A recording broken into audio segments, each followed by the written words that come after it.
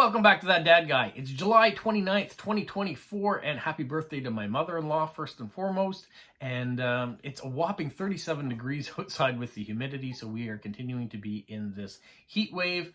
So what better day than today than have another video to talk about?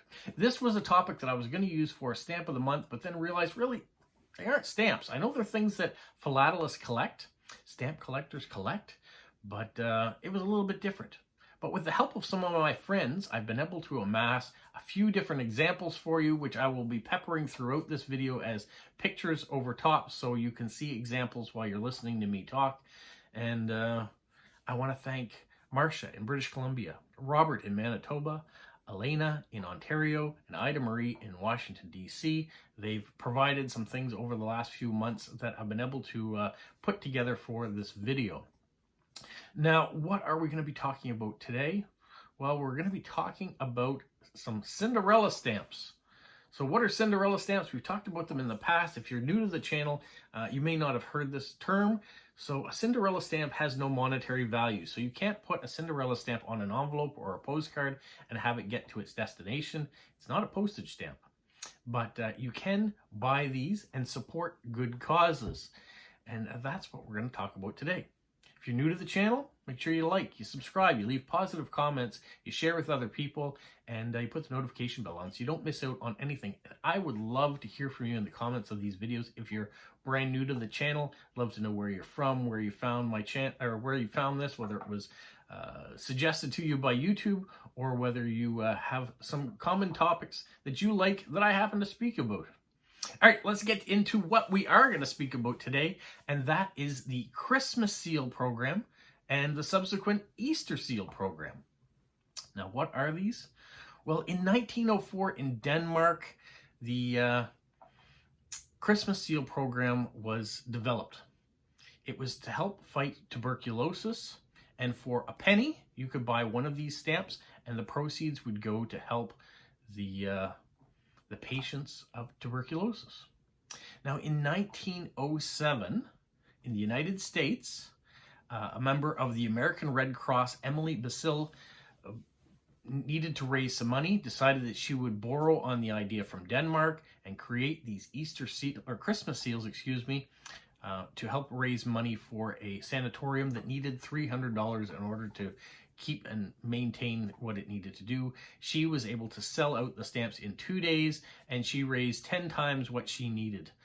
Now, the American Red Cross participated in the Christmas Seal program for the next 12 years, raising more than $15 million to combat tuberculosis, which was one of the world's deadliest killers at the time. And in 1919, the program was taken over by the Tuberculosis Association, which the successor was called the American Lung Association. And they continue to sell Christmas seals annually to this day, and it's their biggest source of revenue for combating lung disease. Now let's switch over, as I'm in Canada. When did we do it in Canada? Well, we waited 1 year after the Americans had success with it. So in 1908, they decided to create Christmas seals here. And the first campaign raised $7,358.65, which is the equivalent of about $200,000 in today's revenue. Originally, the seals were used to raise money to build and operate sanatoriums, but by 1938, there were 61 sanatoriums with close to 9,000 beds across Canada. Funds were also used for prevention, created for dispensaries, could provide food, clothing, and medicine free of charge, thanks to the donations of the public. Now, they went on to American Lung Association, or the Lung Associations, or Red Cross, whoever happened to be issuing these stamps in your countries, because this was a worldwide campaign. And now, after fighting tuberculosis, or what was once called consumption, and now the money goes to fighting asthma, lung cancer, influenza, tobacco use, air pollution, and other lung disease, including COVID-19.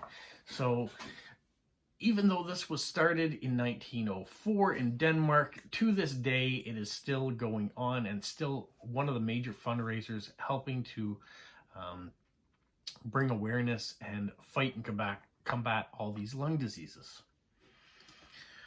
Now, if you go to the back of your Unitrade book, which is one of the ways you can find these, you can buy them at Canada Post. I got mine at a stamp auction. You are going to find these stamps in there.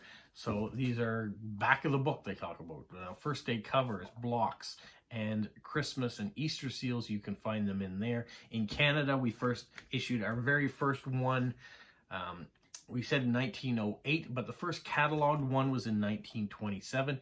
In the United States, they are celebrating their 100th anniversary, even though, you know, that would mean 1924. That just means they're regularly issued every year. Stamps since 1924. They've been doing this. Now, I have a bunch of examples that I've shown already and will continue to show about Christmas seals, but I want to continue to talk about how the program was developed as Easter time as well. So the Easter seal program started in 1919, and it was called the National Society for Crippled Children at that point in time. In later years, it was changed in 1934 to just be called the Easter Seal Program, and it raised money for the services to help children. And so this was a very important thing to have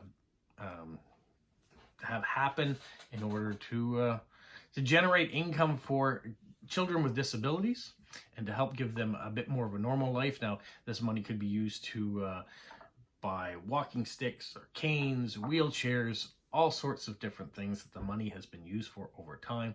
And there's some beautiful stamps that are out there.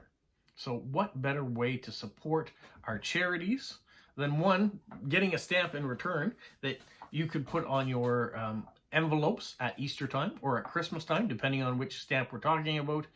And there's some lovely varieties out there. And because these have been happening for so long, that people are now collecting full sheets of them, individual ones for their collection. So if you go to a stamp show and they have a binder that's marked Cinderella, if you're flipping through there, you might find Christmas seals and Easter seals in there, and there are a bunch of people that collect them. So envelopes like this that show up, here are your Christmas seals. Inside, you're going to get an envelope that might have seals on it that you can affix. You can go on their websites today and donate and be a part of it.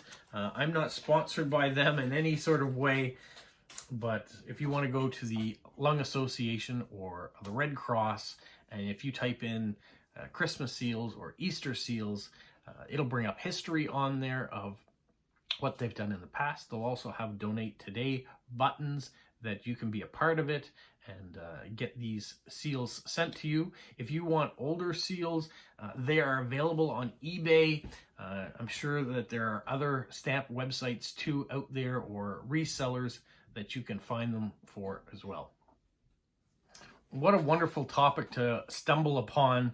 And I remember as a child getting envelopes such as these in the mail for my parents, and they came for a whole bunch of different things, but these ones came in and wasn't really sure what they were about. I knew that it was an organization looking for money, and I think probably we had some of the seals that were in there that maybe my parents had donated, and we used them for stickers and all sorts of things, not realizing what they really meant.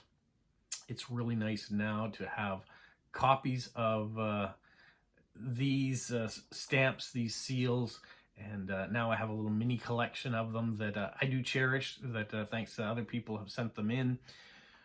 But what a wonderful idea. What a neat thing to collect. And if you're into topicals, maybe you collect Santa Claus stamps. Well, there's Santa Claus on these Christmas seals. Maybe you collect stamps that have children on them. There are seals that have that on them too. Churches.